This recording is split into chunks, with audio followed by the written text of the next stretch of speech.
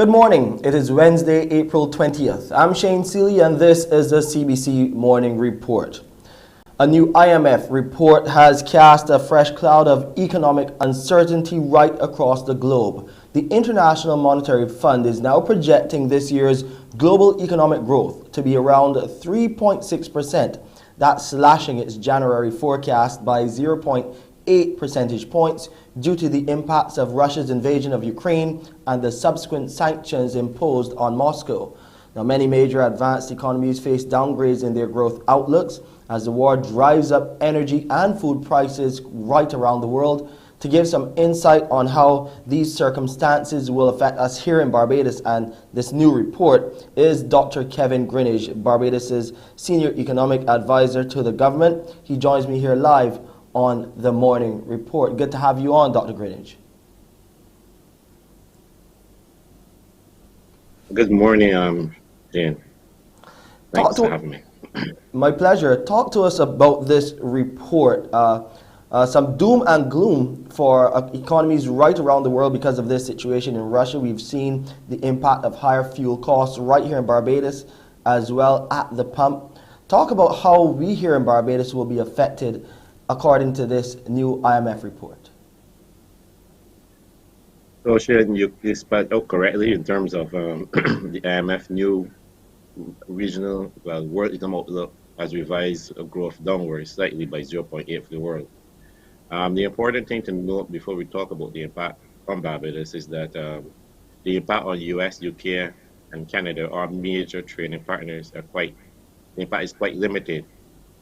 US only down by 0.3% from where it was in January. Canada 0.2% and UK, the largest one, is 1%. So in terms of the impact on output in Barbados or real economic activity, we had initially expected double-digit growth in the region of 10, 11, 12%. The number is no magic precision about it, so it could be 10, 11, 12. But the point is, we expected a strong recovery in 2022 because of these. We saw the strong pickup in tourist arrivals coming to the end of 21. Remember, the economy collapsed by 14% in 2020, and because of arrivals reaching almost 50% of pre-pandemic levels in 21, we had a 1.4% growth in 21.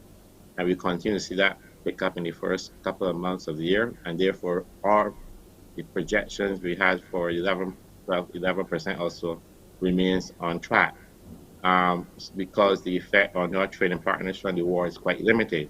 Where we will get most of the effect will be through prices. You said it correctly. Because of being for a bulk of our energy and food, we will see an increased effect coming through food prices and also through energy and fuel price. And there we will find an increase. We already see inflation starting to edge up, and that's where the bulk of the effect will happen. But in terms of economic activity and real output, that will continue on trend as we are expecting. The government of Barbados has been trying to shield consumers as much as it can. Is there any way that can continue with what we are seeing forecasted with these continuation in the rising of fuel prices and food prices as well?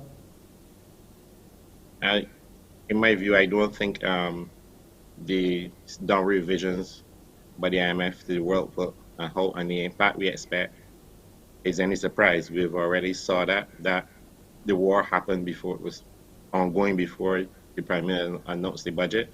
And so the measures in the budget had already anticipated much of these effects, and therefore there's not much change I would expect to see. Those will continue to go in place and continue to provide the necessary shield, as you call it. But in addition, a number of projects, will be coming on stream and has already started. I know a lot of work started in terms of the roads. And a lot of other government activity and projects will have started and will continue. That will continue to soak up the employment and provide the relief. The best way to give relief to persons will be to continue to give employment and continue to expand and soak up the employment that have lost during the pandemic period. I know the IMF did a country-by-country analysis as well in terms of speaking about this situation with economic growth or Of course, it's going in the other direction where we are seeing the growth rate and the growth outlook being slashed. But there was a bright spark for Barbados. Can you talk about the country report for Barbados and what is expected here as far as growth in the economy? I know you mentioned it at the top, but in terms of what the IMF's analysis was specifically for Barbados. Yeah, so the real the economic outlook report, as you said, produces numbers for each country. The growth for Barbados was actually increased from 10.1 to 11.2, 1 percentage point. But the truth, Shane, is that economics, there's no exact precision. It could be 10, it could be 11, it could be 12. The point is that they're seeing it at least upward or steady is mainly, because, as you say, argues well for us in terms of our expectation, of our expected outlook and our feel for what's going on.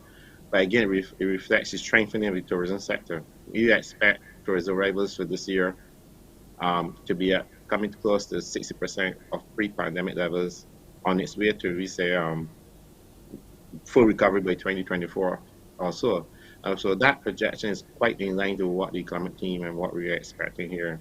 And as they argue as well, it should give us some confidence, or hopefully it should give investors confidence as they continue to get involved in projects and continue to expand their businesses and operations. What is your advice to small businesses on the ground? I mean, you advise the government, but to small businesses which help to drive the economy, which help to drive that growth that you're talking about, the private sector, if they're able to add jobs, we know what that can do for the economy as well. What is your advice in terms of these, looking at framing it in terms of these projections that we are seeing coming from the IMF?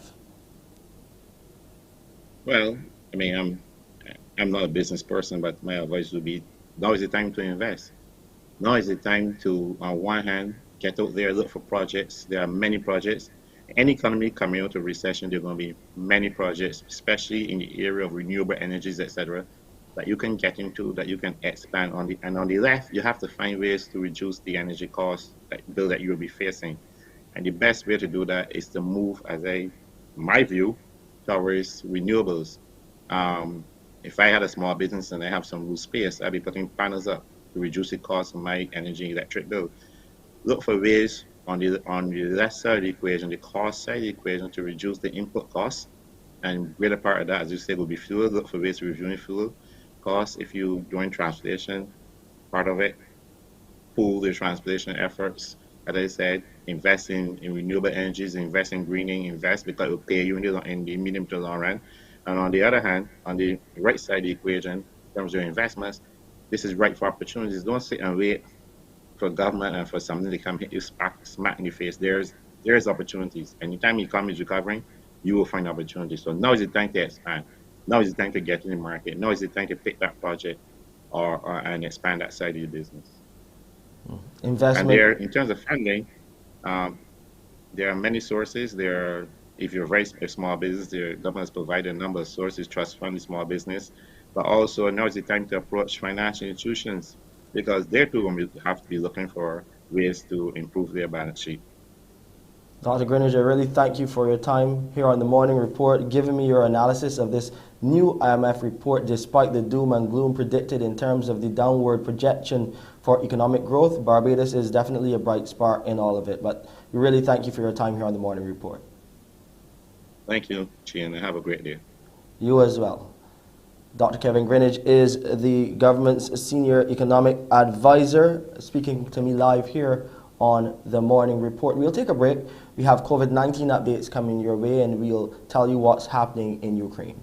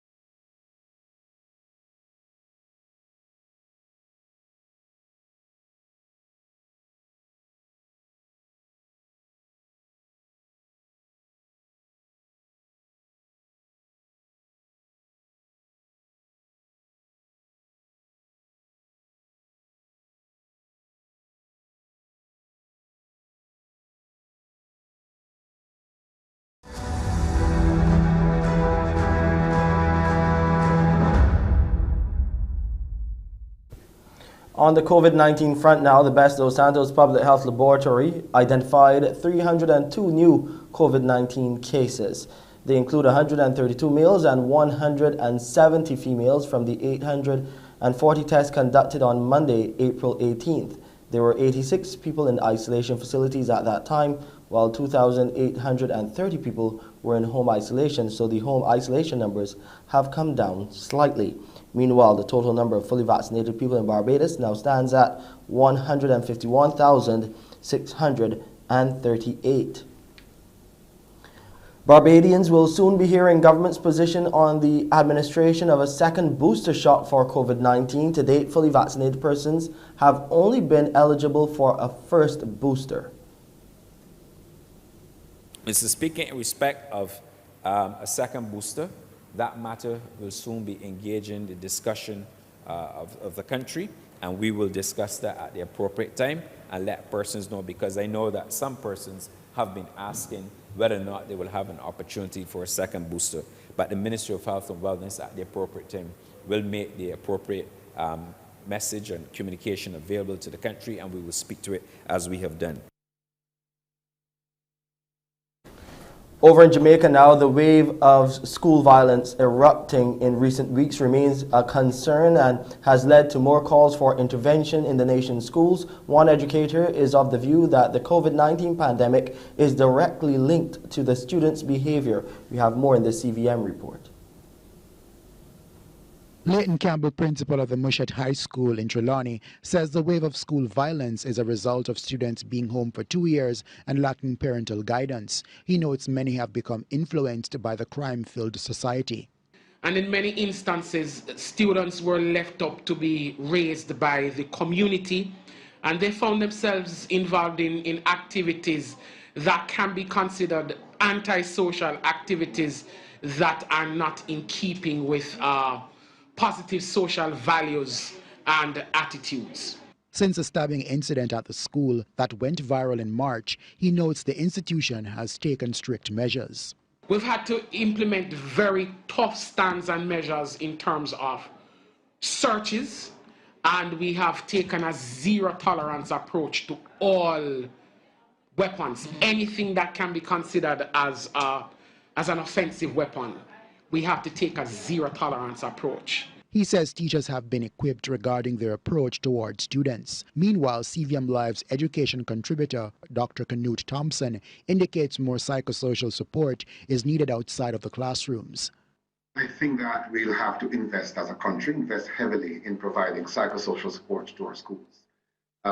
Children are undergoing a good deal of trauma, and they are exposed to the kind of images that having an effect on their self-understanding and on how they see others. And I believe that more guidance counselors, more social workers, not only look positioned in the schools, but available in the community. A U.S. judge's decision to strike down a mask mandate on planes, trains, and other forms of transportation has been met with some cheers, while sparking concerns that removing masks could lead to more COVID-19 infections. With new cases rising, along with COVID confusion, mask mandates in the U.S. are more muddled than ever. You guys have a great flight. Thank you. In Florida, a federal judge appointed by then-President Donald Trump on Monday struck down a mask requirement on planes, trains, and buses across the U.S., saying the Biden administration exceeded its authority. It doesn't matter to me what they do in Florida. I'm still going to be wearing my mask. Some travelers say they're happy to unmask. I don't got no mask right now, so that's cool with me. Better for me. The White House says it's reviewing that decision. So this is obviously a disappointing decision. The CDC continues recommending wearing a mask in public transit. As you know, this just came out this afternoon. So right now, the Department of Homeland Security, who would be implementing, and the CDC are reviewing the decision. And of course, the Department of Justice would make any determinations about litigation. The federal government last week extended the transportation mask mandate until May 3rd. The Biden administration has not said whether it would appeal. Most people are still wearing masks at the airport, but the Biden administration says it will no longer enforce the transportation mask mandate. Airlines are happy they've been fighting against this rule, and now they want to return to pre-pandemic business as usual. The news comes as COVID cases surge, with a new subvariant called BA2 reportedly 30% more contagious than previous variations, following a 2-month-long decline in cases. I just feel like mask mandates are coming down too quickly. People at my school are getting it like every day. That has Philadelphia reinstating its indoor mask mandate. At the University of Connecticut, once again, masks are mandatory. We all want to be healthy. We all want to go back home and not get disturbed during the exams. In New York, most Broadway theaters are still requiring theatergoers to mask up, even as much of the rest of the country goes maskless. In more news on COVID-19, the COVID-0 policy currently in effect in Hong Kong is being reported as aiding the plastic waste problem in that country. Remote controls, pillows, cutlery, almost everything in this quarantine hotel in Hong Kong that can be touched by people's hands is wrapped in plastic. The government is determined to keep the coronavirus out, seemingly at any cost. Every single one of the staff members here wears full PPE, the gowns, the gloves, the booties, the hats, and that's every staff member on every floor. Even just that in itself, the huge amount of wastage, the huge amount that's being thrown in, to the bin, and none of that is able to be recycled. Hong Kong dumps more than 2,300 tons of plastic waste every day. Most of it is disposed in these landfills. Since the pandemic, disposable waste has been piling up even along its white sandy beaches. The plastic overall recycling rate for our plastic scrap is about 11% only. So it's a small percentage. And so the rest, nearly 90% of the plastic waste is either end up in our landfills or end up in the glacier. These hastily made quarantine facilities cannot be used long-term for housing and are also adding to the problem. Everything is non-standard. The ground formation, the site formation is non-standard and doesn't comply with any particular building standards we have in Hong Kong. The structures that are placed on top are temporary, so they have a short lifespan. And then already we have seen issues when there is a heavy rain, we have flooding issues and so on. Last week, the government's environmental advisors suggested ways to change Hong Kong's throwaway culture. But many are concerned the pandemic and the territory's zero-COVID strategy may hurt those efforts. Russia says it has begun a new phase of the invasion in Ukraine as fighting raged in Donbas region and officials urged civilians to flee. What Russia refuses to call a war has now entered its second phase, and it's being dubbed the Battle for Donbas. This operation in the east of Ukraine is aimed, as was announced from the very beginning, to fully liberate the Donetsk and Lugansk republics. And this operation will continue. It is beginning, another stage of this operation is beginning, and I'm sure this will be a very important moment of this entire special operation. Ukrainians caught up in the fighting are forced to flee as Russian forces pummel cities and towns. Ukraine's president says Russia will not be successful. Now we can already state that Russian troops have begun the battle for the Donbas, to which they have been preparing for a long time. A significant part of the entire Russian army is now concentrated on this offensive. No matter how many Russian troops are driven there, we will fight, we will defend ourselves, and we will do it every day. We won't give up anything Ukrainian, and we don't need anything foreign. Ukraine says it's repelled a number of Russian attacks in the east. A second ultimatum issued by Russia for Ukrainian soldiers in Mariupol to surrender has passed. Moscow had said the lives of the soldiers inside the steelworks would be spared if they cease what it called senseless resistance. The United States and Western countries are doing everything to drag out the special military operation as much as possible. The growing supplies of foreign weapons clearly signal their intention to provoke the Kyiv regime to keep fighting until the last Ukrainian. The European Union is considering more sanctions on Russia. We call on Russia, we continue to call on Russia to stop all the illegal and illegitimate actions connected to its aggression against Ukraine. And when it comes to next round of the sanctions, I think the EU highest representatives, the leaders of the EU and also the representatives of the member states were very clear that we continue the work on further sanctions, and when the time will be right, they will be announced. So far, calls for a ceasefire or the threat of sanctions have not stopped this war.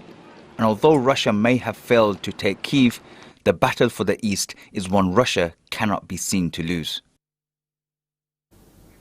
Let's come back here to our shores and go over to Wendy now to find out what's happening on the Wednesday edition of Morning Barbados. Wendy, over to you. Good morning to you, Shane, and good morning to our viewers. Coming up at 6:30, we'll be telling you all about the Ermine Holmes Community Trust and a walk that they're going to be having to raise some funds for that charity. Exactly what is it they're aiming to do? We will also be speaking with the Barbados Licensing Authority. They'll be telling us all about their app and the collection of driver's licenses. It's been plaguing our motorists for some time, but things are now in order, so you can come collect. So details of these stories and more coming up at 6:30. Thank you, Wendy. Well, local consumers are still complaining that they're not seeing the change in price of VAT-free products, which would have started at the beginning of this month. We'll have details to this story and more, as well as some sports coming your way here on the Morning Report.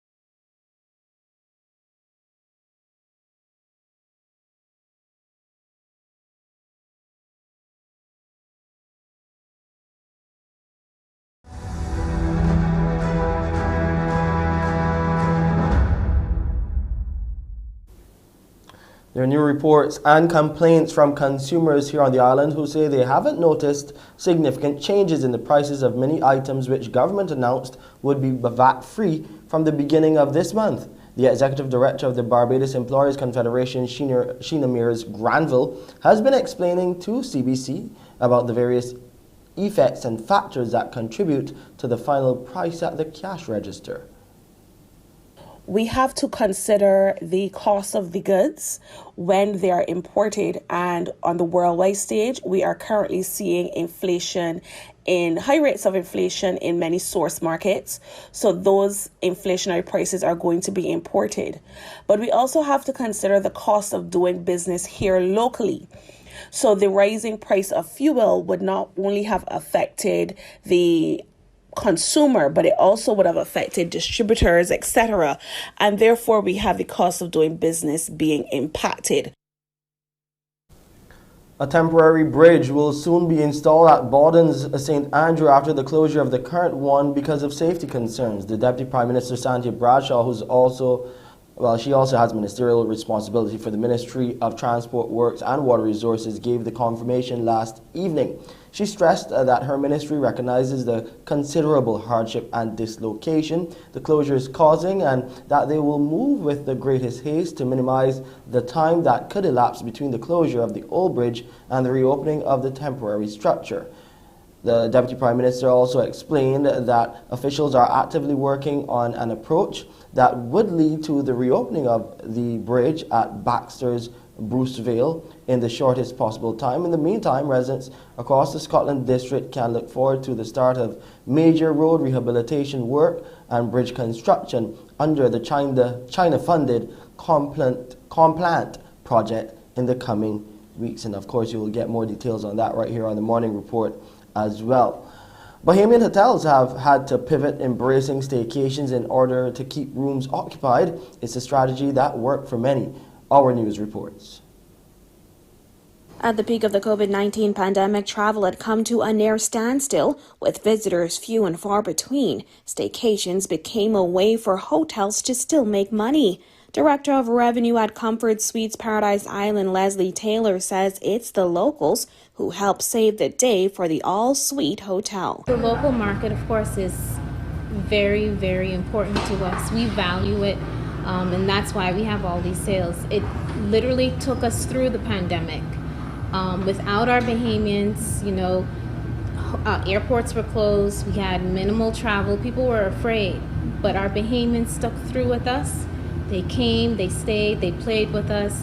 Everybody was, wearing their mask and using hand sanitizers and practicing social distancing, but enjoying themselves as well. So it is very important that we maintain our reputation with our local market and always, always strive to have them return and come back. A part of Comfort Suite strategy has been making staycations affordable with monthly specials aimed at getting heads in beds. We are Bahamian managed, fully Bahamian management hotel. And with that being said, we meet on a weekly basis. We have Bahamian families. We are Bahamian families, so we know what our people want. We want to extend our gratitude and our love and our support to our Bahamian people and let them know that this isn't just a hotel for our international guests. This is a hotel for our people as well. In sporting news, St. Lucia is the latest island to be confirmed as a host venue for matches in the upcoming 2022 Hero Caribbean Premier League. In a media release yesterday, organizers did not specify any dates for the fixtures, but said St. Lucia will be one of the 4 countries to host matches. The games will be played at the Darren Sammy Cricket Ground in Beausejour. The tournament will take place from August 30th to September 30th, with St. Kitts and Nevis Patriots defending the title.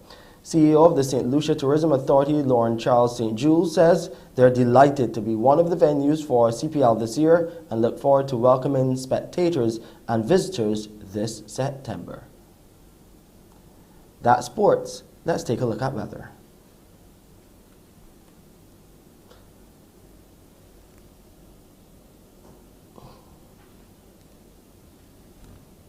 The temperature on the outside is 25.2 degrees Celsius. It's fair right now. The relative humidity stands at 75%. The barometric pressure is 13.2 millibars, and those winds are coming out of the east at 28 kilometers per hour. There will be a low tide this afternoon after midday at 28 minutes to 1. Then there will be, that's the low tide, and then there will be a high tide at 10 minutes after 7 tonight. Those seas are smooth to moderate in open water, with swells peaking at 2 meters and holding steady. Today in Barbados, we'll have a mix of sunshine and clouds with a few brief scattered light showers. And tonight, a mix of clear skies and clouds with a few brief scattered light showers. And here's a look at the international weather forecast. And that's it for the Wednesday edition of the CBC Morning Report. I'm Shane Seeley. I'll see you at 7 with headline news. Up next is Wendy Burke with Morning Barbados. Wake up, wake up, wake up, wake up. Barbados, get up. Good morning. Good morning, Barbados. Good morning. Good morning.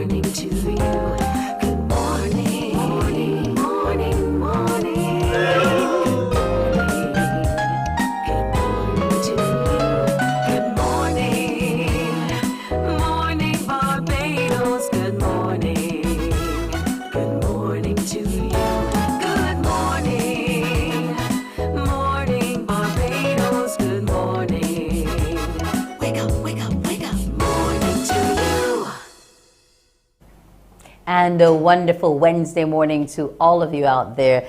Good morning to you. I'm Wendy Burke with this morning's edition of Morning Barbados. This morning we are going to be talking charity. In fact, we're going to be talking community charity, and we're going to be speaking with the folks from the Ermine Holmes Community Trust. Yes, they're going to be having a walk and they're going to be telling us all about it. To help us is Miss Carol Curtin Chambers, one of the members of that trust. Good morning to you. Good morning. Now, who or what is the Ermine Holmes Community Trust? Okay, so the Ermine Holmes Community Trust is registered charity number 706. We are just about 16 years old, so we have been around for quite some time. We were started in 2006 after the death of the late Miss Ermine Holmes. Miss Holmes was one of those unsung heroes in Barbados. She lived a life of service. She was always out there helping others in her community and beyond. She was a teacher by profession. Her last post would have been the deputy principal at the Grantley Adams Secondary School. She also taught at Ellerslie, St. Leonard's Girls, Springer, among other schools. She was also a devout Christian and member of the St. Jude Anglican Church, where she was a Eucharistic minister. And she was awarded the Barbados Centennial Honor for her work in the community. Okay, now that's a lot, and St. Jude's being the parish of St. George, so that's where she would have served. Now, you all have an event coming up on the 28th dubbed A Walk in the Park. Tell us how we can sign up to be part of it and why we've decided to do a walk as opposed to one of the other types of events which the church groups normally do. Okay. So we're not exactly a church group. We are very much affiliated with St. Jude's Church because she was a big part of that group. But we are, as I said, more of a community organization still. We usually do, yes, the fish fries, the concerts, to raise funds for our activities. However, we wanted to try something different this year. Part of our mandate is bringing the community together, and we thought that this would be something different that would still help us to achieve that mandate. In order to sign up for the walk, we have a Google form which you will need to complete. There is a link to find the Google form or access the Google form. That is bit.ly/EHCT5K. You can also visit our Facebook page to get a direct link to that registration form. And the Facebook page is at Ermine Holmes Community Trust.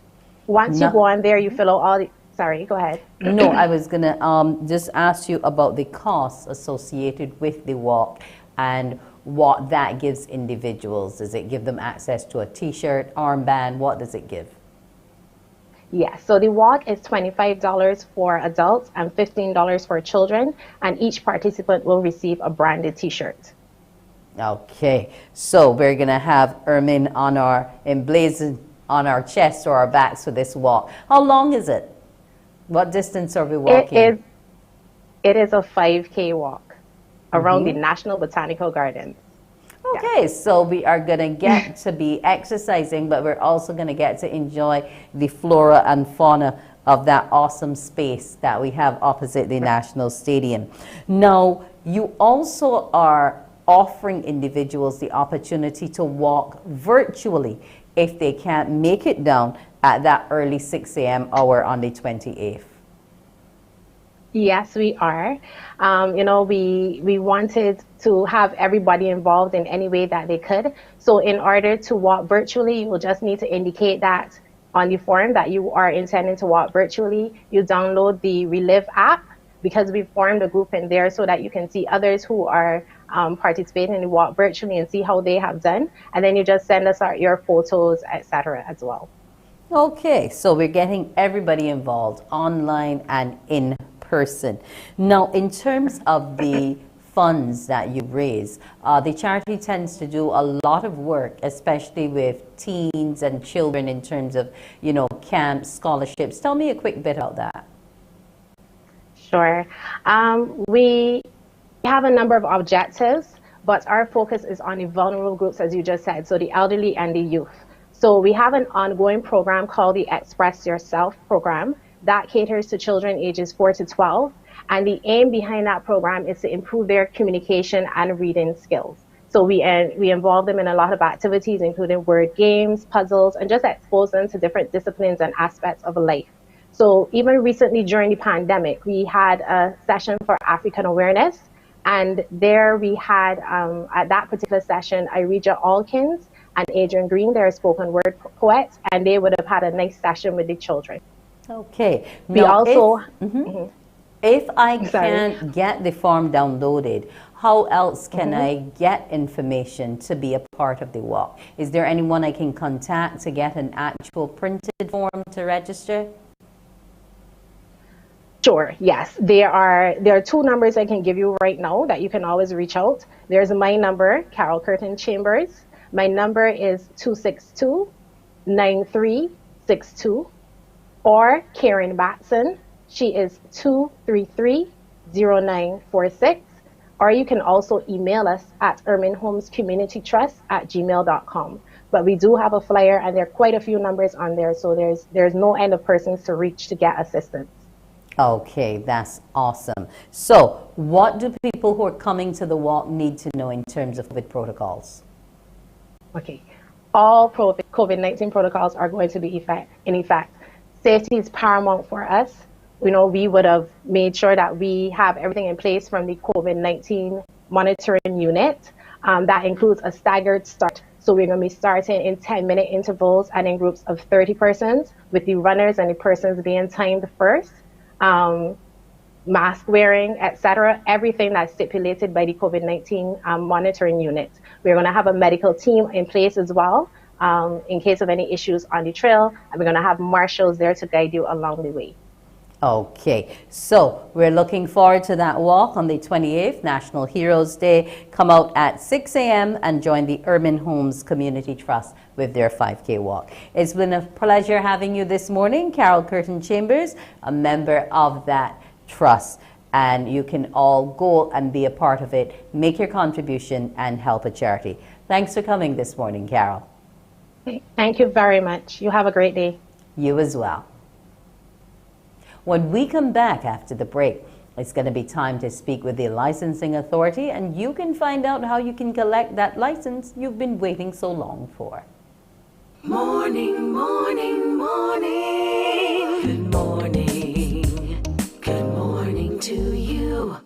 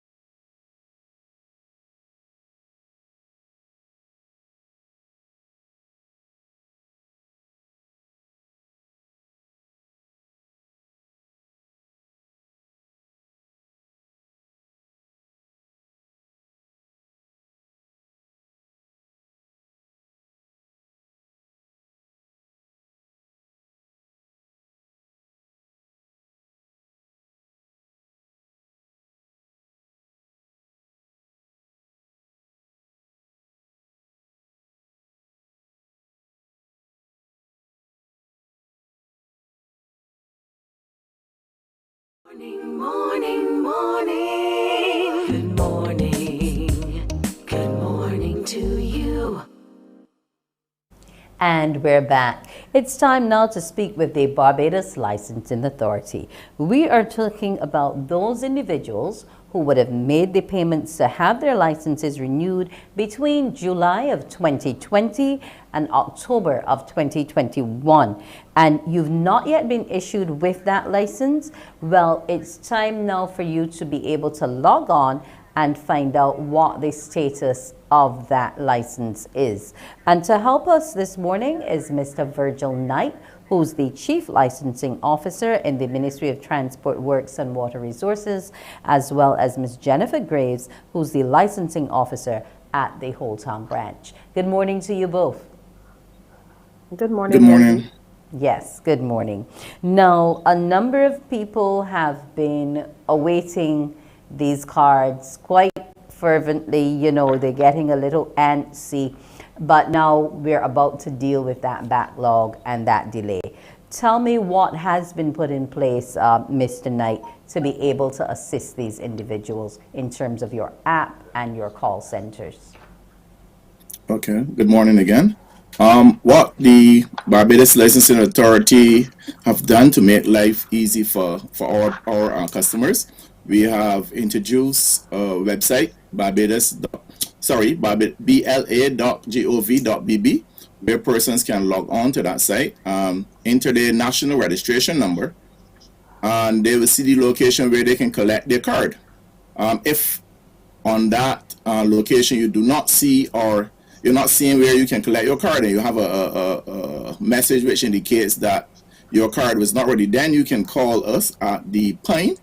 I saw the numbers on screen earlier, which is 536-0279 or 5360, or you can call the Holton branch, 535-8168 or 535-8169. And an officer will be there to assist you, to tell you when you can or where you can go to collect that license. Also, the Pine location, we have extended hours between 5 p.m. and 10 p.m.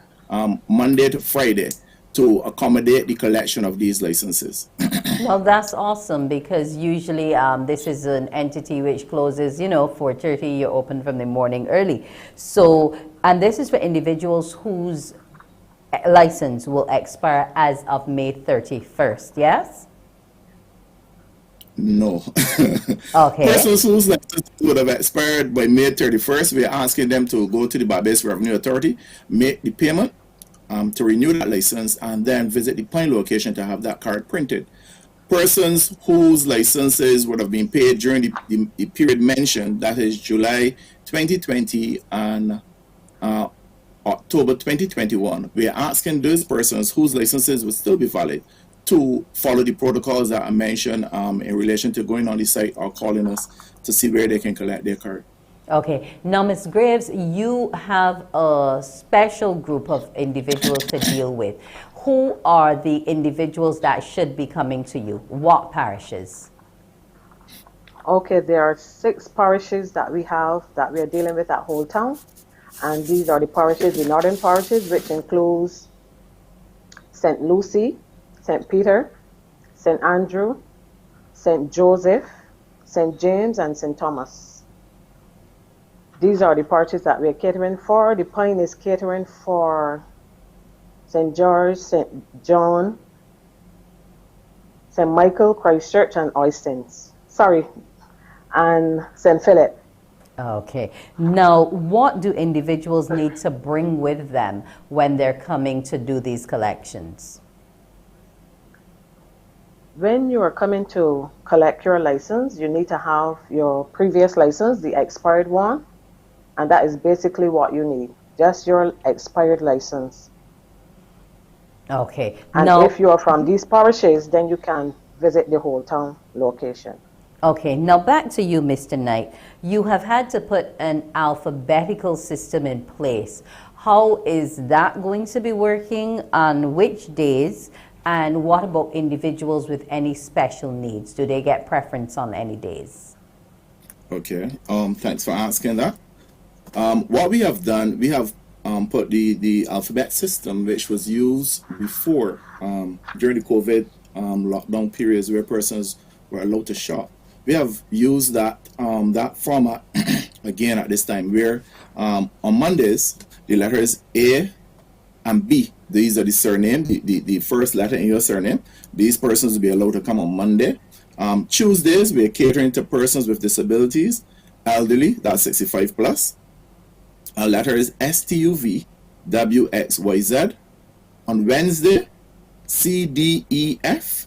Thursday, GHIJK. On Friday, LMNOPQR. These are to assist to reduce the crowding at the organization. and obviously to make sure that all COVID protocols are followed.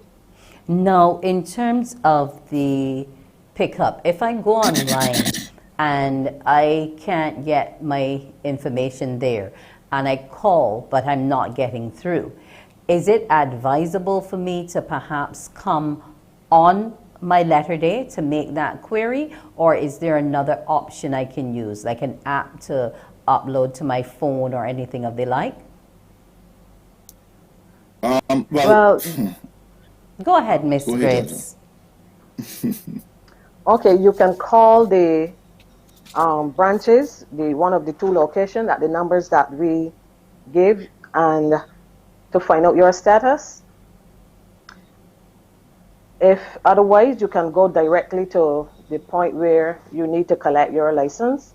And there's one additional number for a whole town. It is 536-0100. 536-0100. Okay. Now, Mr. Knight, some individuals have been saying to me that they've been trying the website, but they've not been getting on, or they've been having error messages, or it says that the site isn't up at this point, things like that. Have all those little thieving things been worked out? So should everybody be able to log on seamlessly now? Well, let me say this. I guess we are all aware, once a site is being bombarded by a number of persons, it clocks out. But to say that, currently the system is working. The message that you will see is no longer error. That was rectified. But the site is up and running. The information is current. If you log on and you're putting your national registration number, you don't see anything, that's why we encourage you to call, because once you call, then you can get the true status of your license, and you can also the officer will also go whether either have the card collected or have it printed. This is the reason for having the numbers there, so as to make sure that persons are not disadvantaged at all. Okay. Now, could you give me any idea as to the numbers we're talking about in this backlog, Mr. Knight? Just a guesstimate. It didn't have to be precise. All right. Currently, we're working with numbers over 27,000 cards. Over 27,000. Okay. And what time period have you set for these extended hours and so on for the collection? So persons will know, well, look, let me relax a bit because I still have some more time before it's out, that type of thing. How long do we expect this extended hour process to run? Well, originally the time that we set was to the end of this month. Currently, the uptake by the public is not that positive. So we are trying to encourage persons to use the times that we provide to have these licenses collected. Okay, so now you are ready, they're not coming. Well, we encourage you to go out there and we encourage you to go and collect them. And for those who are expiring as of the 31st of May this year, go in and do your renewal. Now, when it comes to this renewal process, Mr. Knight, would you advise individuals to try to pay for the lengthier license block as opposed to the 1-year periods? Yes. I usually do. It is advantageous if you do the math. $50 for 1 year as opposed to $200 for 5 years. It is advantageous. Okay. Now, why did you say yes, Ms. Graves? Do you have a lot of foot traffic in hotels? I have always been encouraging for persons to pay for more than 1 year, because you find that you would avoid all of those long lines. It saves time. And in a case where we had a situation where we were not printing cards, you will not be a part of that. Okay, because it's already in hand. So when the police pulls you over and asks for it, you can't tell them, I just have this paper, licensing hasn't given me my card yet. Also, I also want to say that originally the plan in place is the alphabetical system, but that was, we had anticipated a large crowd, but it is the total opposite. So we are not really enforcing that. So we're not. So you we are won't not turn that me rigid. back. Yes, if I'm B and I come on the day for G. Right. Good. That's correct. So there's We're not that rigid. flexibility. Yes, but if there is a case where we have to enforce it, if things change, we will enforce it, and then we will notify the public. Okay, that's great to know. Well, Mr. Knight and Ms. Graves, I'm happy to hear that 27,000 can now come and collect their cards so they can have them in their wallets, in their purses, wherever they keep them in the glove box, so that should anything happen, you have proof of license. I wish you well in this exercise. If the time frame has to be stretched beyond the end of the month, let us know so we can let the public know that they have a longer time frame in which to collect. I want to thank you so much for coming this morning. Virgil Knight, Chief Licensing Officer, and Jennifer Graves, the Licensing Officer at the Old Town Branch of the Barbados Licensing Authority. Have a great morning to you both. Thank you, and the same to you. Thank you. Well, depending on your letter, what day you should go and get that license, or log on to their app and try to get it. Now, the numbers to call once again are 536-0279 or 536-0260 if you're picking up from the Pine. If it is the whole town location, for those of you who live in the north of the island, you can call 535-8168 or 8169. And the website, bla.gov.bb.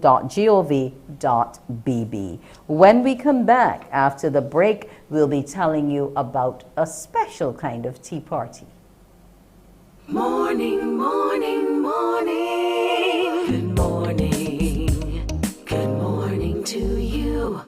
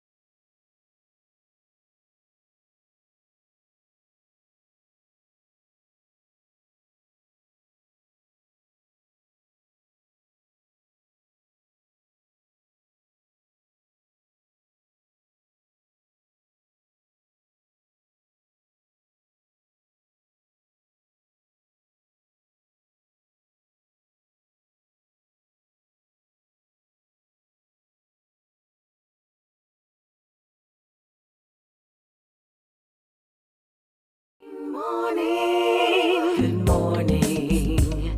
Good morning to you.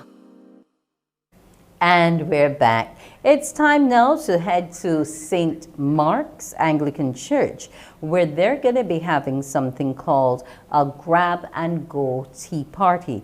Now, it's going to be something of a difference. It's going to be taking place this Saturday on the grounds of the College Savannah St. John. That's where the church is located. St. Mark's, that's the church high on the hill. Now, Reverend Roslyn Harper Johnson is the reverend there, and she's here to tell us all about it. Good morning to you.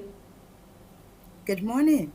Now, this tea party has a different kind of name. It's all about grab and go. Why do I have to grab it and leave?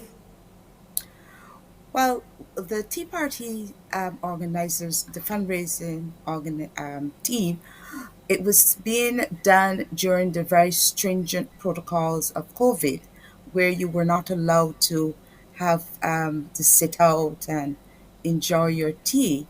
And so we decided that we would have what we call a grab and go. And that is that you would have all the niceties that you would have had if you were sitting out in your bag, and you had a choice of having your tea, which you would be provided in your whatever tea, herbal, regular tea, or a fruit juice, and you would take your nice bag and you would go. But since then, because the protocols have been relaxed a little bit, we sort of broadened our horizon, and I was not able to send a new flyer, which is now called the Total Hilltop Experience. And that is that you still grab your bag, but you walk up the hill a little more and you visit the church, where we have now decorated it with flowers, etc. So we have a mini flower show happening.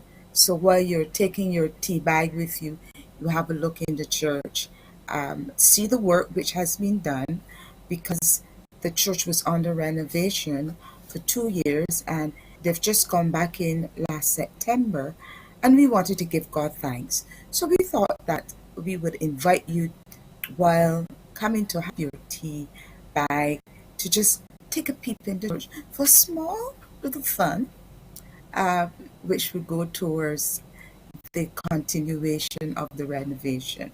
So it's now And called... how much that little fund? The little fund is $10. Okay, that's good. So you can still have something sumptuous, a hot beverage or juice if you prefer, and you also get to enjoy the creativity that would have of those flowers and so on, which you have decorating the church. Now, you said a little walk up the hill. So that hill is not little, Rev? Not at all. So I advise them to get their flat shoes on. Well, it's not that bad. It's a nice stroll. It's very beautiful there, and even as you're walking up the hill, and even looking over the burial ground is very well manicured.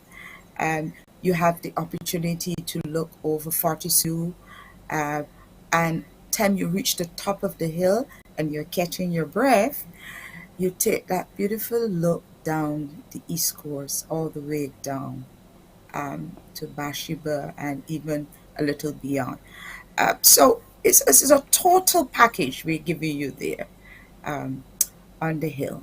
That's awesome, Reverend Harper Johnson. Now it's this Saturday.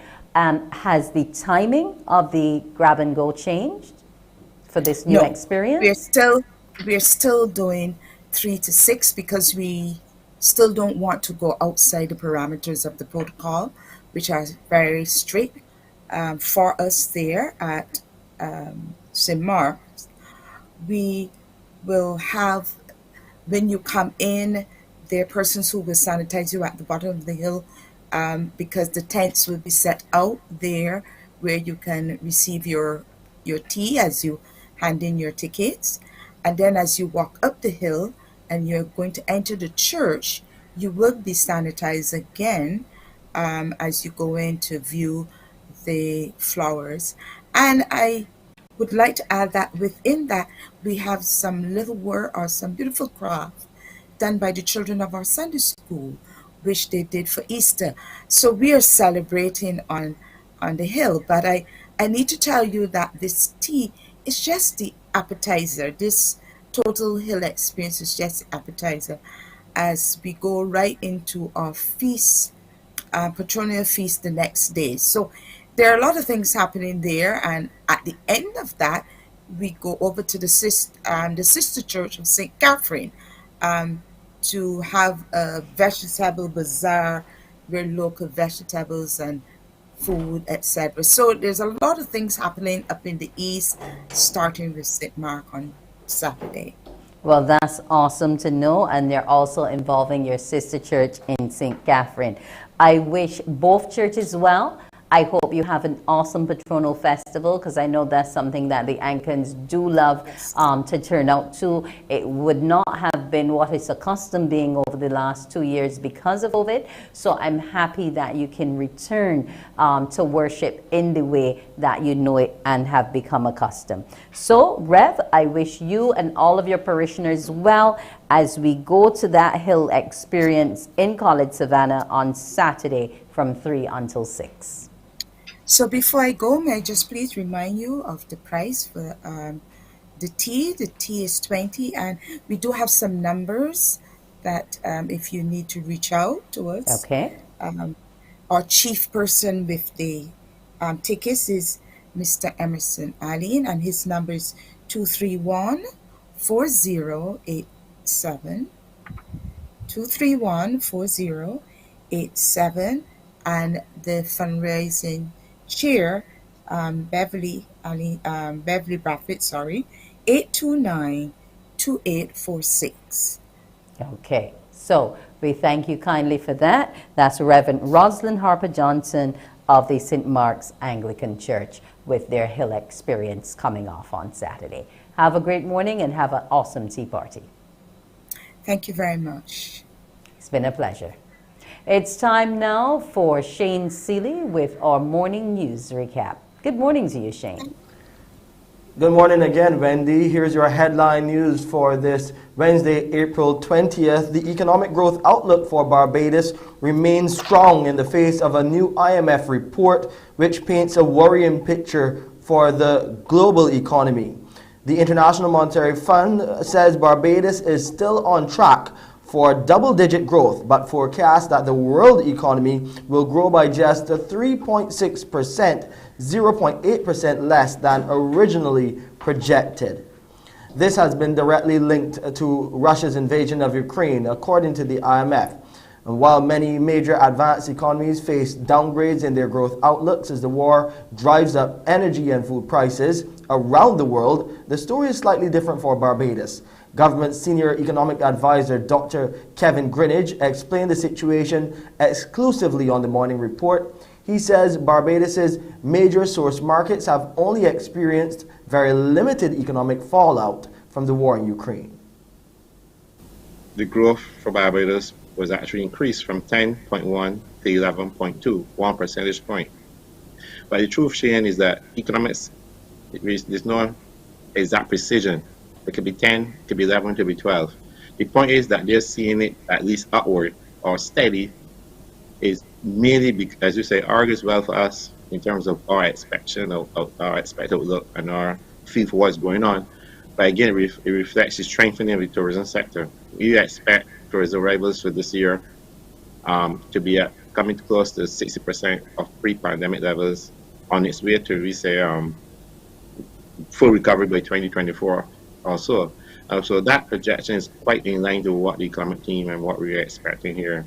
And as they argue as well, it should give us some confidence, or hopefully it should give investors confidence as they continue to get involved in projects and continue to expand their businesses and operations.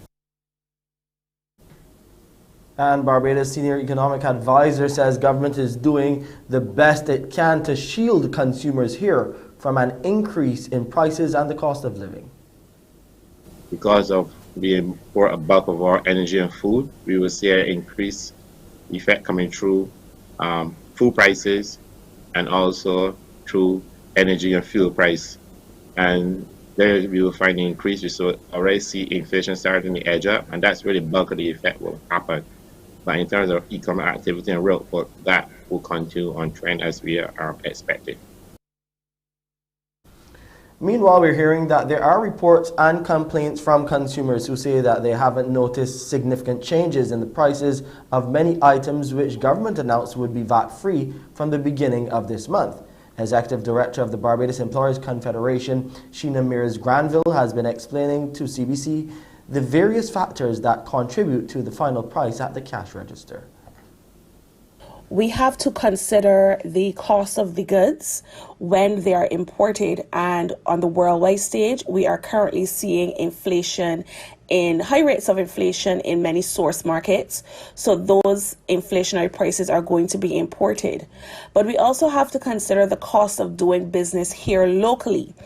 So the rising price of fuel would not only have affected the consumer, but it also would have affected distributors, etc. And therefore, we have the cost of doing business being impacted. Senior representatives of the U.S. and Canadian banks, CARICOM heads of government, the CARICOM and OES Secretaries General, and the President of the Caribbean Development Bank are meeting right here in Barbados to tackle a number of pressing matters for the region. They will do so today at the Caribbean Financial Access Roundtable. The roundtable meeting is being co-hosted by the Government of Barbados and Maxine Waters, Chair of the U.S. House of Representatives Financial Services Committee. The event follows discussions that took place in Washington, D.C. back in 2019 before the pandemic to tackle the challenges that small island developing states are facing with correspondent banking due to de-risking activities of U.S. banks. In addition to the de-risking, matters being discussed include the scope and impact of the EU listing initiatives and actions to address the changing international standards to combat money laundering, terrorist financing, and other financial matters.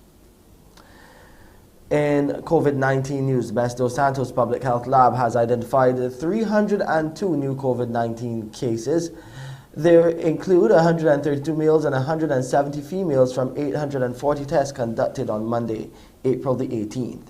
There were 86 people in isolation facilities at that time, and 2,830 people were in home isolation. Meanwhile, the total number of fully vaccinated people stands at 151,638. Barbadians will soon be hearing government's position on the administration of a second booster shot for COVID-19. To date, fully vaccinated persons have only been eligible for a first booster. Here's what the Minister of Health had to say on the floor of Parliament. Mr. Speaker, in respect of a second booster, that matter will soon be engaging the discussion of the country, and we will discuss that at the appropriate time and let persons know, because I know that some persons have been asking whether or not they will have an opportunity for a second booster. But the Ministry of Health and Wellness at the appropriate time will make the appropriate message and communication available to the country, and we will speak to it as we have done. And that's headline news for this Wednesday, April the 20th. I'm Shane Seeley. We'll have more on Morning Barbados right after this break. Morning, morning, morning. Good morning. Good morning to you.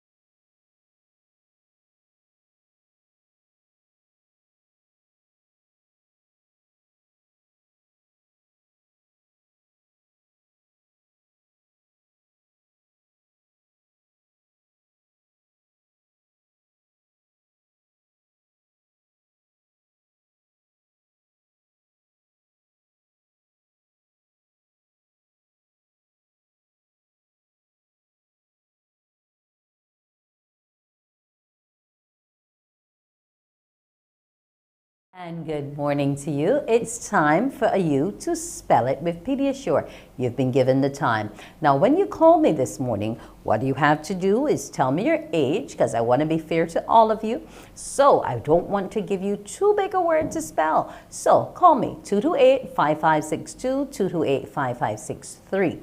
You call me, listen to your phone and not your television, and you will spell the word which I will give you, and then my producer will let you know how you can collect your prize. Pediasure, it's that energy boosting packed with goodness drink for all of you little ones to nourish your bodies. 228-5562, 228-5563. Give me a call, I'll give you your word to spell, and if you guess it correctly, you win our prize this morning. So, are we ready to spell, little ones? Get on that phone line. And remember, turn your television down, give me your age, and away we go with our spelling word. Over 47 vitamins and minerals packed in that bottle of Pediasure. Now, are you spelling with me this morning? I want to hear you. Hello, good morning. Yes, good morning. And how old are you? My name is Shiana Blumen. How old are you, Shiana? I'm 13. Oh, you're 13, so you can spell a big word. Let's go. Your word this morning is omnipotent. Omnipotent is your word. Away you go, Sheena. Omniscient? Omnipotent. Omnipotent. Magnificent. No, omnipotent. Omnipotent, Sheena. Oh, wow, I can't hear it at all. You can't hear me? No, please. Are you listening only to your telephone and not your television? Because all those other viewers can hear. Omnipotent.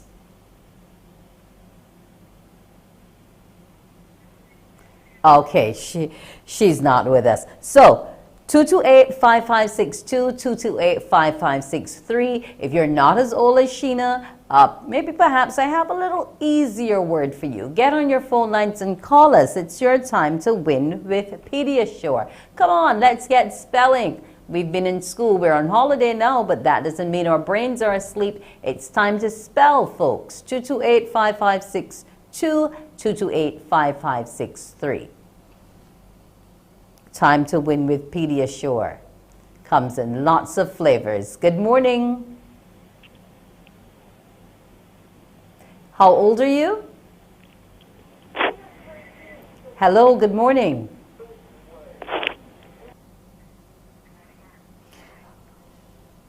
Okay, we're running out of time to spell it this morning, so get on the line. 228-5562. Good morning. Good morning. Yes, how old are you? I'm 11 years old. Okay, then you should be able to spell that word as well. Omnipotent. Omnipotent. Let's go.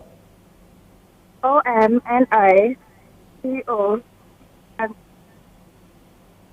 I didn't hear the N. Repeat your spelling. You went too quickly. Go slowly. Omnipotent. Omnipotent. O-M-N-I-P-O-T-E-N-T. Yes. O-M-N-I. Go again. P-O-T-E-N-T. No, she spelled it correctly, but I'm not hearing her. Good morning. Good morning. Yes, give my producer your name so that you are able to collect your prize, because you are a winner this morning.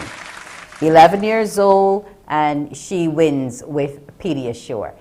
Well, it's time now to take a break, and when we come back, we'll be heading up the hill once again, all the way up to the UWI Faculty of Law. This morning, we're going to be talking to some students and the Law Society there at Cave Hill. We'll be back in a bit. That was Spell It, brought to you in association with Pediasure.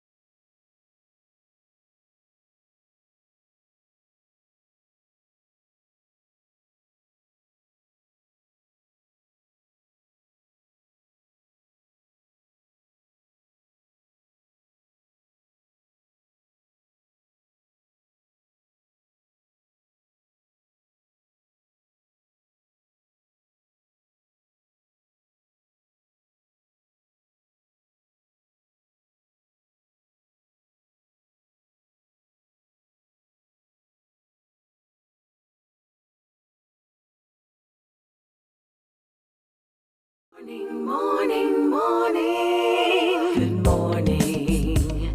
Good morning to you. And we're back. It's time to talk to the Law Society at Cave Hill, the UWI Faculty of Law. I want to welcome Mr. Paul McBurney, who is the acting president of the Law Society, Jasmine Allen, who sits as the Education and Moot Chairwoman, and Rihanna Smith, who's the Constitutional Chairwoman. Good morning to all three of you. Good morning. Good morning. Good morning. Now, let's get straight into it. I'll go to the president here. What is the role of the Law Society? So the Law Society is a student association within the UWI campus. Of course, there are many, but this one is specifically for law students. So that is first year, second year, and third year law students. This is a student association for those students. Okay. Now, in terms of what you do, apart from representing student issues, if there are any difficulties within the actual program or with lecturers, whatever it is that you would look to intervene on behalf of, what other initiatives or activities do you have, Paul? Well, I would say really and truly, besides representing the students, ensuring that their stay at the campus is a good one. That is really our foremost objective because, as you know, the Cable campus is a residential campus. So we have students from all over the region coming within Cable. And so when they get here, the Law Society, ensures that not only they are performing academically well, but we have welfare initiatives, we have partnerships, and we seek sponsorships from persons within the diaspora to have various activities. So we do things such as exam packages, we a lot of things. Okay. Now, Jasmine, as the Law Society Education and Moot Chairwoman, what's your role? Hi, good morning. My role is to basically inform the student body of any updates in regards to their learning in terms of the education, as well as to host workshops, host academic sit-downs, get-togethers, anything that would assist in benefiting the students. So from launching a PowerPoint initiative to simply having a couple lawyers come in and speak about what they do, to having a forum where students can come and ask questions about tutorials or lectures, a wide range of activities. Now, are you also responsible for staging the moot courts within the Yes, faculty? please.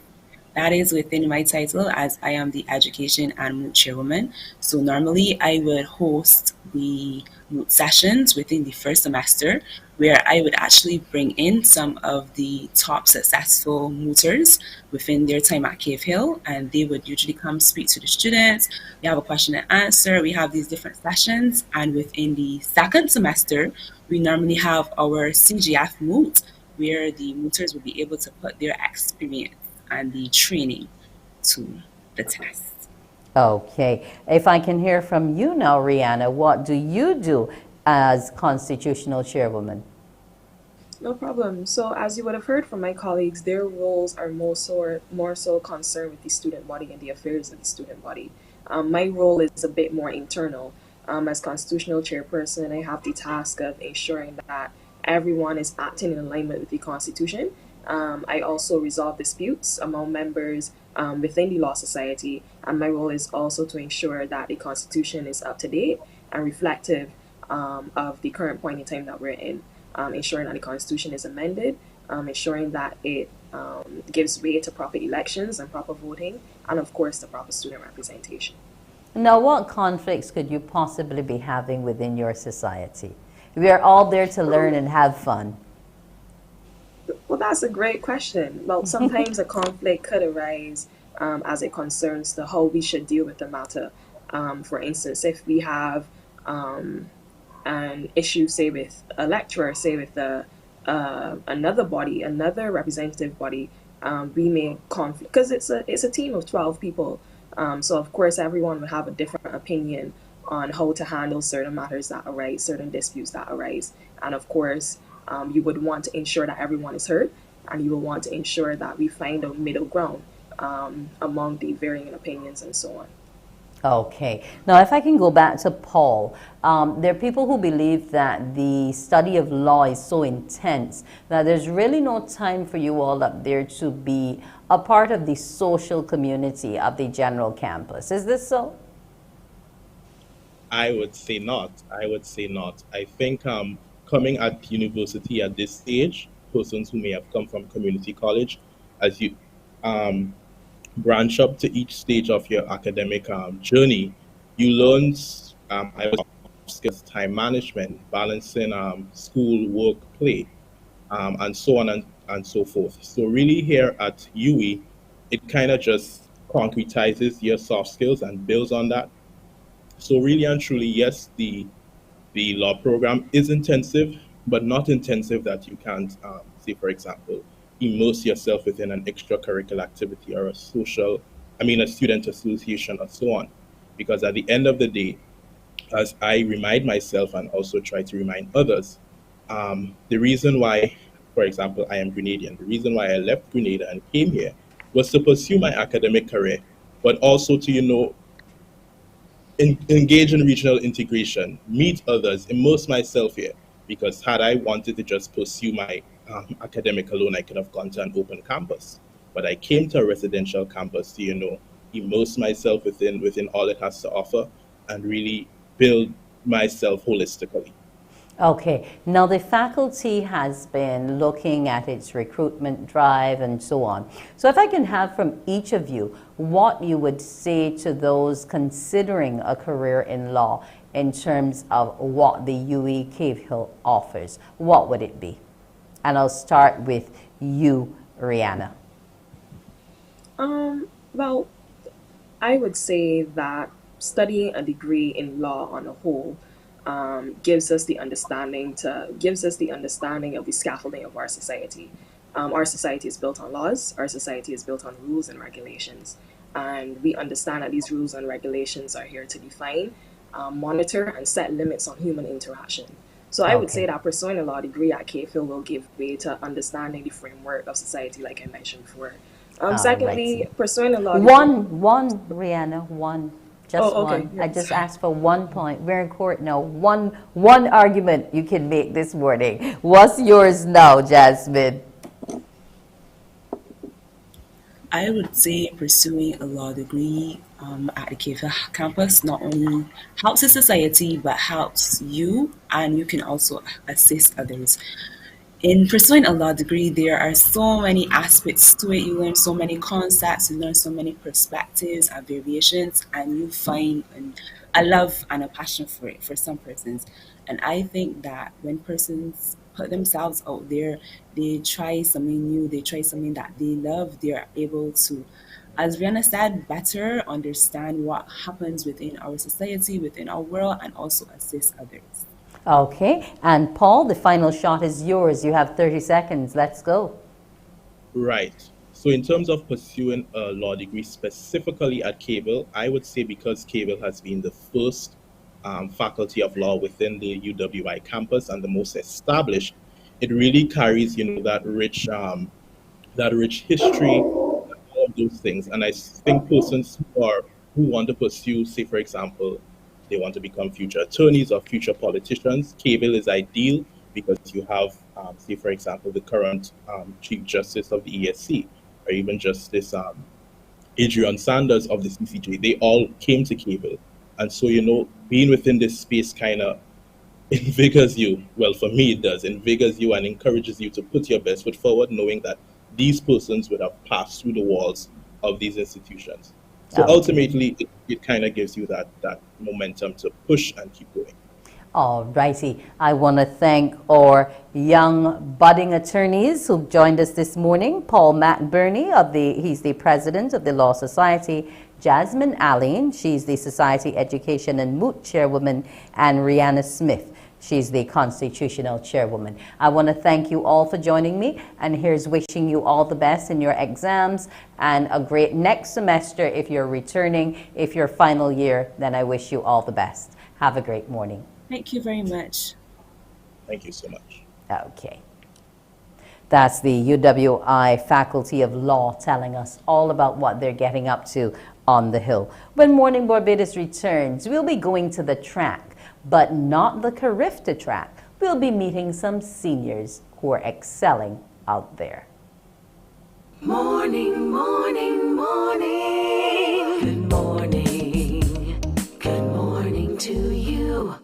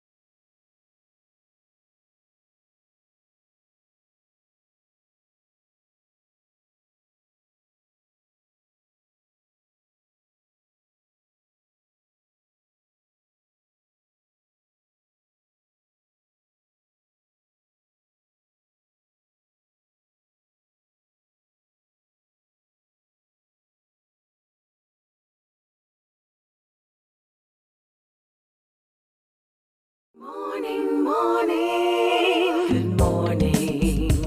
Good morning to you. And we're back. Well, the St. Leonard's boys have been doing some wonderful things recently, and the staging of the Mr. Executive Challenge is among them. We're going to find out about the competition, which ends this weekend, on Saturday to be precise. I want to welcome Faden Blackman, a student, Omari Cheltenham, also a student, and Mr. Winston Cumberbatch, who is the coordinator of the Mr. Executive Challenge. Good morning to all three of you. Good morning. Good morning. Good morning.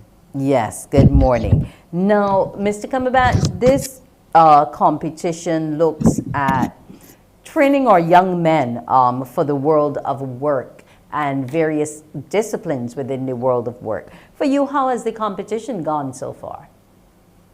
Man, it's excellent. I can't say nothing more than that. It is terrific. We started this in December with a $20 challenge workshop, and that led into these guys actually creating 6 businesses. Viable businesses that they're actually continuing. And of course, that will eventually led into the round 2, where 10 students reached that stage. And finally, these 5 guys here, 2 who are here this morning, are vying for the Mr. Executive title come Saturday. That's an exciting event. We can't wait for it. Now, what were some of the things they had to go through to get to this point? What were some of the various stages within the competition and the elements that we taught them about? Yeah, well, for sure, having introduced for this year, because we started this in 2017, but at that time we didn't have this element, but we introduced a $20 challenge segment, which was coordinated by the Barbados Entrepreneurship Foundation. So these guys had to go through the rudiments of entrepreneurship and training, and then they had to create a business. And coming out of that, we have some great businesses going on. But also they had to be assessed in the areas of speeches, and the dress, the academics, and that brought them to this stage. Well, of course, in the finals, there will be, in fact, there's something that they did earlier also, a day at the office where they were attached to a mentor, an old scholar mentor, and they did a day of work at the office of the mentor.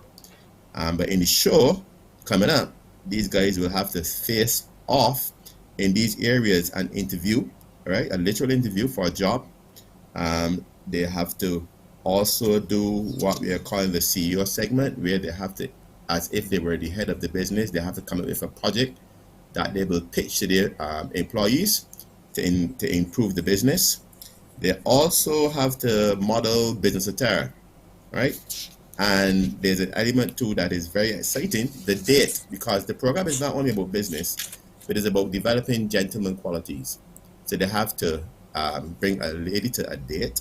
The hall will be like a restaurant.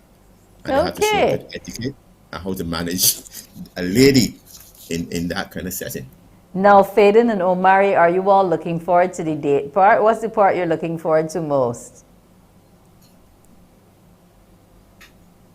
Well, for me, yes, it has to be the date. It has to be the date. The date will be Okay. very exciting and intriguing for everyone. Okay. And what about you, your fellow Yes, I'm also competitor? Mm-hmm. yes, I'm also looking forward to the date, but mostly the CEO section where we have to give our presentations because that will really show that section will show our skills going forward and what we learned in the past to bring forward to the present. Okay. And what have you learned? What are some of the things you've picked up from being in the competition and making it to this final leg, Faden? Well, to sum it up, I learned how to manage business, how to get out of my blocks because in the beginning of this challenge I was really shy, like was not that social, but now since I became a participant of this challenge, I learned a lot of valuable things, and those things I'll continue to carry into the future and become a better person. Okay. And what about you, Omari? What were some of the top things you learned getting toward the final? All right. So one of the top things that I have learned is definitely time management. Managing Cape and then the competition and my individual skills has been challenging, but the combat by my side and the training we went through, I've been able to get it done. I can get done great actually. Okay. What about your business? What business initiative did you embark on? Right. So me personally, I like graphic designing. So I'm in the designing part. I worked with Faden in a $20 challenge. Our business was Fusion Bakery, where of course I was a designer and he was a baker and designed the logo, the labels, everything, flyers, posters, all of that. And Faden did the baking, and we came third in the competition overall. What were you baking, Faden? Well, we had a selection between four different types of cupcakes. We had strawberry, vanilla, chocolate, and coconut, and two savory treats, um, and a beef patty. Okay. So did you enjoy the baking? Of course, I mean, yeah, baking is a means of relaxation to me. When you're doing it with family and friends, it really is something meaningful. Okay, that's awesome to note. Now, Mr. Cumberbatch, how can we get to be a part of seeing the culmination of this challenge on Saturday? Where do we have to go to get the tickets? What's the cost? What times are we starting from, and so on? Okay, well, this is good information. Now, the program starts at 6:30 in the school auditorium, and tickets are currently available at the office. Adults tickets are going at $20, and the children 12 and under down to 3 at 10. But I want to make a special appeal though, because we are reaching out to schools. Now, this program has caught the attention of the Chief Education Officer and others in the ministry, and we are looking to extend it into other schools. So we've invited business studies heads and a senior student, to come to the show, of course, at a reduced cost. They just need to make contact with me. You can do that through the school, and we will facilitate that. We're encouraging our scholars, we're encouraging everyone to be there. And listen, a highlight of the show that people cannot miss. Now, our reigning Mr. Executive, Tariq Griffith, he's the one who won in 2017.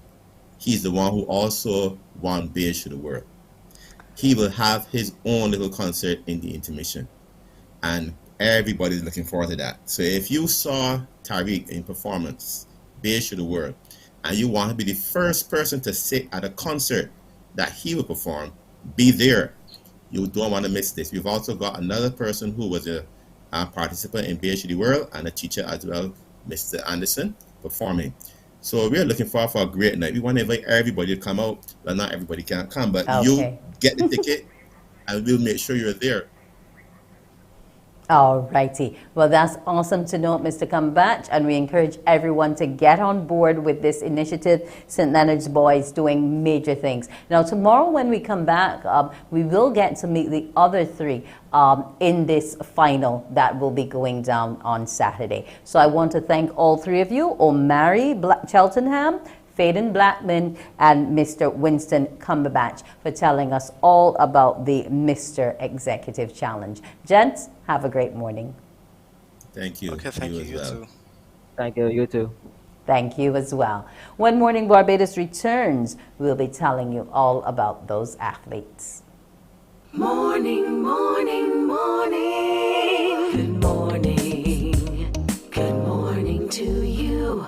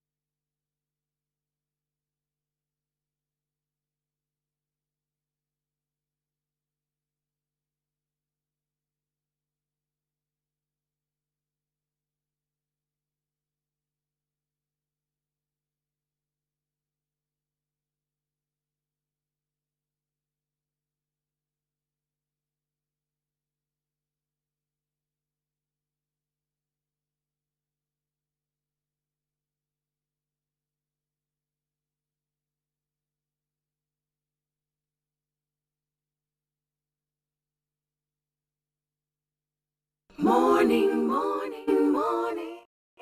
Good morning. Good morning to you.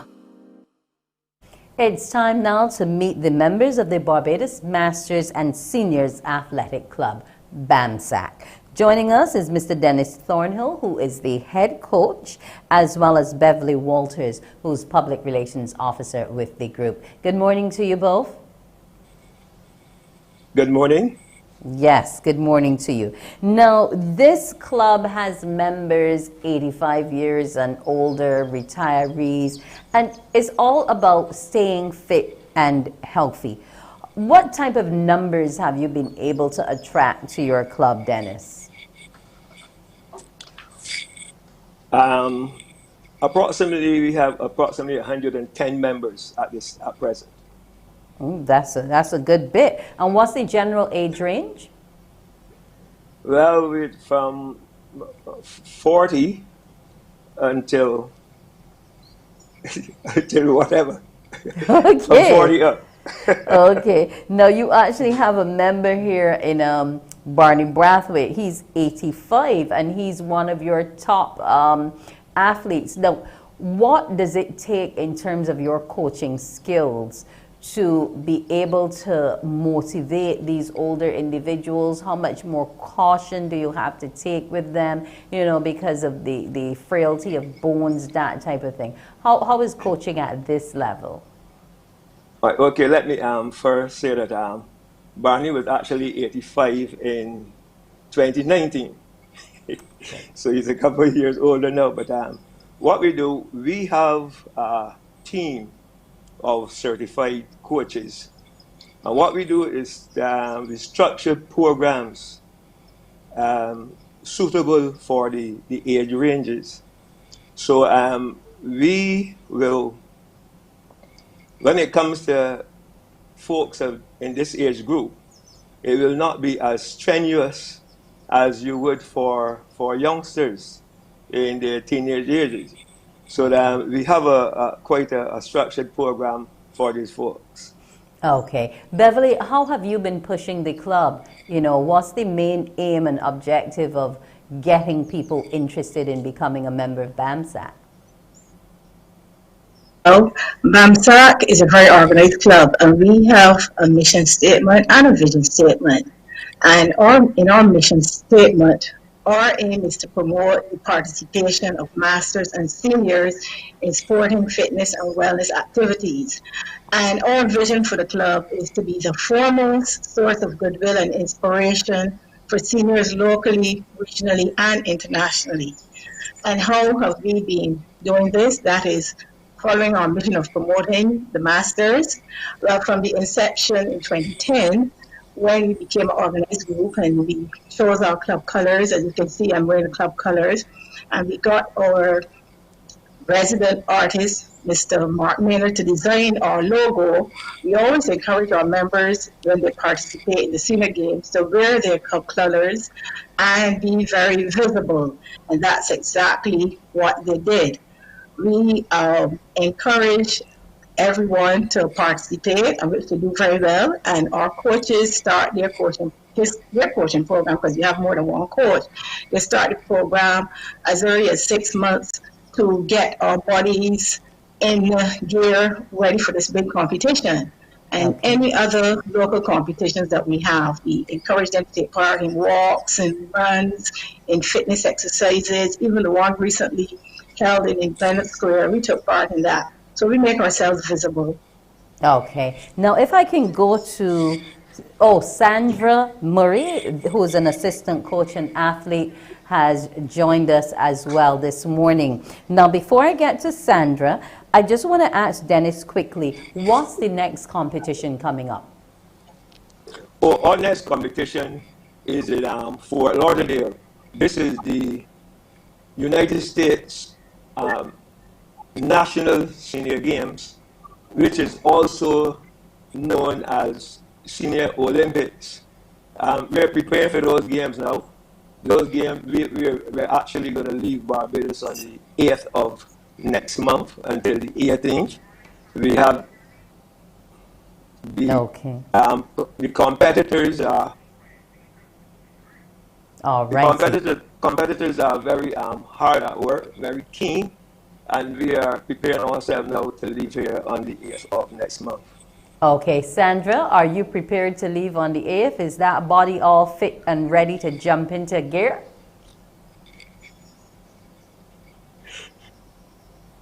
Sandra? Okay, good morning, good morning, Barbados. Yes, I think I'm all ready.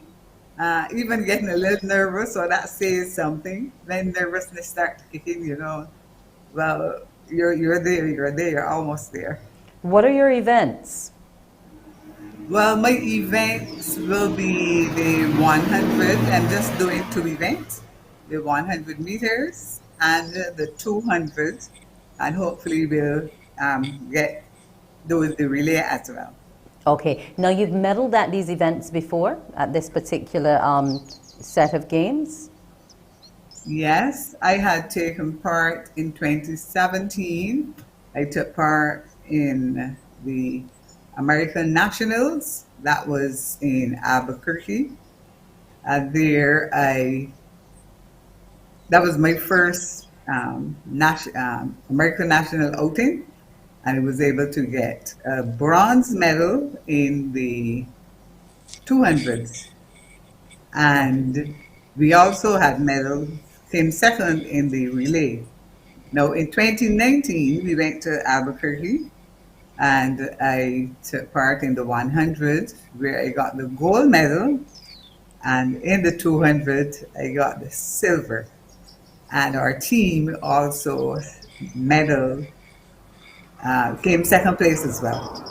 Okay, that's awesome. So you seniors are out there doing it on the track for us here. But is track the only thing, Dennis, that they participate in, or do we do the field events as well?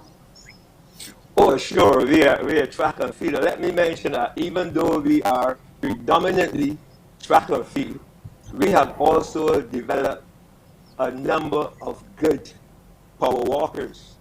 So we're not only on the track, but we're also on the road and in the field. And over the years, these power walkers have been doing very good, competing in all the local competition and doing very, very well. So we're track and field, and we're also on the road.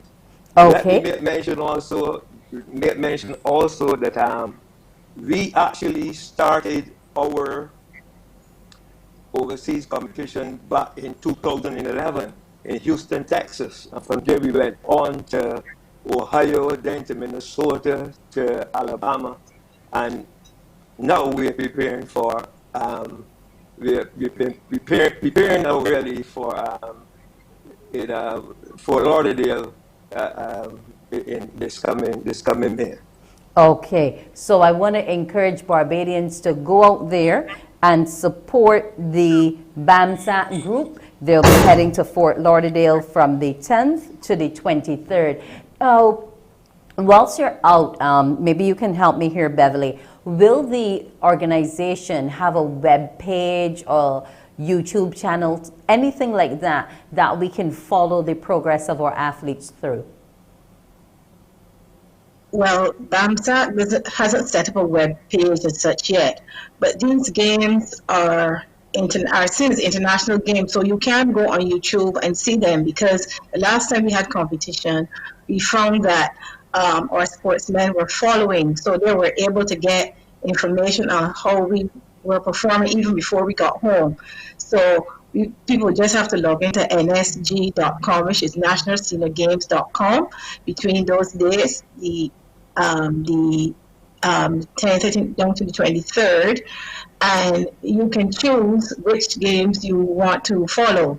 Okay, thank you so much for that. I want to thank the Barbados Masters and Seniors Athletic Club, BAMSAT, for joining us here this morning on Morning Barbados. Mr. Dennis Thornhill, who's the head coach, Beverly Walters, the PRO, and Sandra Murray, who's an assistant coach and athlete. And good luck to you, Sandra, on that track, and keep us updated on your movements going toward the 8th when the team is to leave Barbados. It was a pleasure having you all. Bring back more of these. Yes, yes, I want you to do gold in both, Sandra. No silver for you this year. Gold all the way. I'm working on that. You continue. I'm sure Dennis will get you in high gear, so that will happen. Yes, very much so. Okay, thank you again, ladies and gents. Well, that was our seniors. We'll take a break here, and when we come back, it's going to be time to get in the Cropover mode with Rotary. Morning, morning, morning. Good morning. Good morning to you.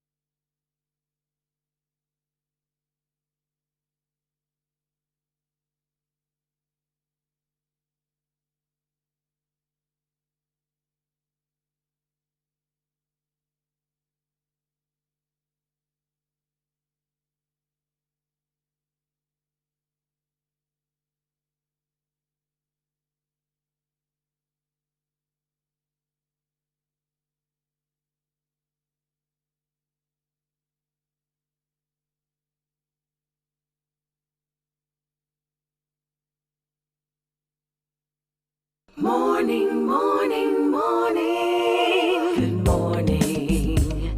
Good morning to you. It's time to talk Cropover Unleashed. That's the event that's going to be sponsored by Rotary Club of Barbados South. I want to welcome Mr. George Connolly, who's the president of that club, and John Ruitt, who's the musical director for the event. Good morning, gentlemen. Morning. Good morning, Wendy. Good to see you, George. And you, John. You as well. Okay. Yes. Now, let's go quickly to it, George. Why a Cropover event? What's the purpose? What's the date? All right, let's do the announce the date first. April 23, which is this coming Saturday. It's going to be from 9 p.m. till 1 a.m. in the morning. The reason for it is we are slowly coming out of a lockdown period. And we think it's important that individuals on the island get an opportunity to experience Cropover that they've missed for the last 2 years. And as you know, fundraising events for charities like ours has been a challenge throughout the COVID period. We think that the need to get back out, and I say the need in inverted commas to get back out and be social, and the fact that we have charity needs that we have to fulfill. We think that these two projects are a great mix where people can have fun in a safe environment and also help charity. So we think this is a great way to get back out and to do it in a way that helps those who are less fortunate than ourselves. Okay, now tell me, John Roy, who are we getting back out to see? Who's on the lineup? I would call it all of the big names. Not that it is all, because there are very many big names. But we have Lil Rick, Edwin, King Bubba, Mikey, Peter Ram, Biggie Irie, Shanta Prince, Mikey Mercer. I'm trying to remember here without the picture in front of me. I'm looking at the picture now. King Bubba, I mentioned Red already. Plastic Bag, you can't forget Red that name. Plastic Bag, RPB. Yeah. Yes. So, somebody who has had a hit recently, and the people who have had hits within the last 2 years when there was no Cropover, and this will be the first time that they'll actually be playing the songs in public with a live band. So That's the part I was getting to now, the live band. Okay. Who's in this band, John? Mikey Halsmeyer from the Red Boys, Elvis Edwards from used to be in Crossfire and the festival band, Corey Ford that was with me with Farmer Nappy and Soca Cartel, and Barry Hill who was with Cover Drive. Okay. So we have... And you. Yes, And and me. John. Yeah. Yes, he's forgetting himself. I think deliberately Yeah. so. That's all right. Be- Deliberately so, yeah. Yes, I think deliberately so. But we know what he does, George, and we know that he does it well. So Very well. come this Saturday at 9, we're going to be going to the drive-in because, George, you spoke about doing it safely. So I guess it's a large and ample enough space for us to all be socially distanced and so on. Now, in terms of the protocols, are there any specifics that the people coming to this fete need to know, George? Well, there are a couple of things. First thing, you have to have proof of vaccination. So there's going to be a checkpoint at the front, proof of vaccination, and if you don't have proof of vaccination, we're going to have a testing site on the outside. So if you don't have vaccine, you'll be able to get tested on site. The testing price is going to be $35, and we're just going to make sure that's the price for the testing. The price of the ticket is $100. All the early bird tickets are gone right now. So one of the things that we want to make sure people do, if you do not have proof of vaccination that the COVID team can see immediately as you enter, you're going to have to come a bit early so that you can get tested and make sure that everything that goes through is fine. Okay, so you have enough time to do testing and everything else. Now, we are going to the drive-in, and you just mentioned $100, but I just want you to clarify it for our audience. Is that per individual or per vehicle? That's per individual. Right. So we can put our family of 4 in the car, but it's $100 to each one of us looking to come. Correct. And there are a limited number of vehicle passes left. So there were a specific amount of vehicles that are allowed inside the facility. There's a limited amount of tickets left, and they're only available at ticketpal.com right now. So you go online, you buy your tickets. If you want a vehicle pass, you go there and you select that. There are very few left. So anyone who wants to be able to drive their vehicle right in, please head to TicketPal right now and make your purchase. So if I can't drive right in, where else am I parking? They're going to park on the outside and walk in. We're going to Okay. be, so there's a certain number allowed in, and then the rest will be what we call pedestrian traffic who park outside and you know, just make the road. Fully laid out with lighting and security. Okay, so your And vehicle is safe, you'll be safe. Yes, John. as Absolutely. well, that Trident 10 TV and QSI, we have linked up, and we're going to actually be transferring the images of the artist and the band on stage onto the driving screen, full up, so you can be anywhere and see the band playing on the driving screen live in real time.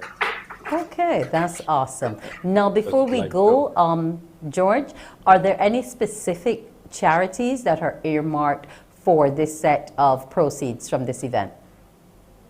No, there are no specific charities. Now, the Rotary Club of Barbados South does a series of events all through the year. And those events have now become the lifeblood of the individuals who get benefit from it. Because we've been sort of starved for activity for the last 2 years, we need an event like this to just keep those programs going.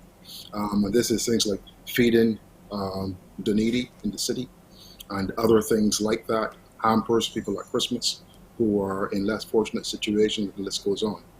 But there are a myriad of events. And I would just wanted to say that despite how far we've come in this country, it is very difficult for a large sector of society to survive without the support of service clubs like Rotary, etc.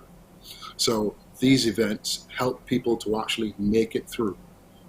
And the COVID period that we have now makes it even harder for those individuals to be able to survive. So these events actually help people to change their lives and to continue existing in some instances. Well, we want to thank you for that good work. And I have to talk about Unleash, Cropover Unleash. You didn't mention our DJs, John, but we have DJ Salt and Dawn, and our MCs are Rum and Coke. Yep. So we're all out for a good time on Saturday, April 23rd at 9 p.m. Thank you for joining us, gentlemen. I'm sure it will be a great event. I think I should be seeing you there so we can have a drink, George. Looking forward to it, Wendy. Okay, then. So that's a wrap. We want to thank John Ruitt and George Connolly for joining us to talk about their event. Morning Barbados wishes you all a wonderful Wednesday.